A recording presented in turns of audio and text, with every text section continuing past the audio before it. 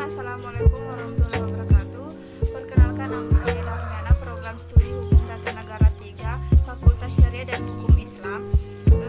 Tujuan saya membuat video ini yaitu untuk memenuhi salah satu tugas kuliah, yaitu perkembangan pemerintahan di Indonesia oleh dosen pengajar Ibu Marjana Fahri SST MS.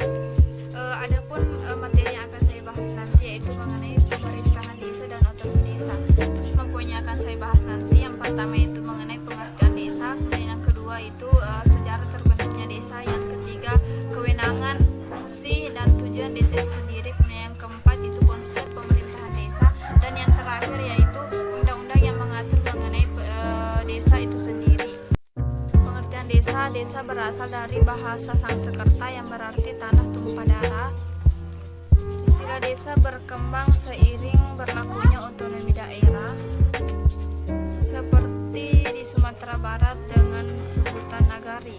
Dan desa menurut Wijaja dan Undang-Undang Nomor 32 Tahun 2004 jelaskan bahwa desa adalah self community atau komunitas dari dirinya sendiri. Selanjutnya pada poin kedua yaitu kita beralih kepada sejarah terbentuknya desa. Pada poin pertama, sejarah terbentuknya desa yaitu di zaman Belanda. Awal sejarah terbentuknya desa diawali dengan terbentuknya kelompok masyarakat akibat sifat manusia sebagai makhluk sosial yang memiliki dorongan, kodrat atau kepentingan yang sama dari bahaya luar. Selanjutnya kita beralih kepada poin yang ketiga yaitu konsep kewenangan yang dimiliki desa, menyelenggarakan urusan pemerintahan yang sudah ada dan yang didasarkan pada hak asal usul desa. Kemudian yang kedua, menyelenggarakan urusan pemerintahan, kewenangan kabupaten atau kota yang pengaturannya diserahkan kepada desa. Kemudian tujuan pembentukan desa adalah untuk meningkatkan kemampuan penyelenggaraan pemerintahan desa secara berdaya guna dan berhasil guna untuk pengembangan dan kemajuan pembangunan.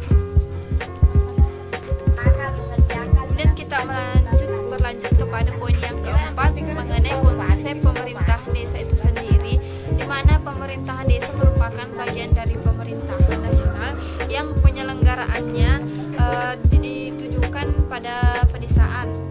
Baik, kita beralih kepada poin yang kelima mengenai undang-undang yang mengatur tentang desa, diatur pada pasal 206 pasal 7 PP nomor 72 tahun 2005 tentang desa. Rasanya lebih komprehensif karena implikasi yuridisnya juga diatur dalam pasal 10 ayat 3, di mana desa mempunyai hak menolak pelaksanaan tugas pembantuan yang tidak disertai dengan pembiayaan, prasarana dan sarana serta sumber daya manusia. Baik, itulah penjelasan singkat dari saya. Lebih dan kurangnya mohon dimaafkan karena kesempurnaan itu hanya milik Allah dan kesalahan itu hanyalah dari diri kami pribadi. Sekian, wassalamualaikum warahmatullahi wabarakatuh.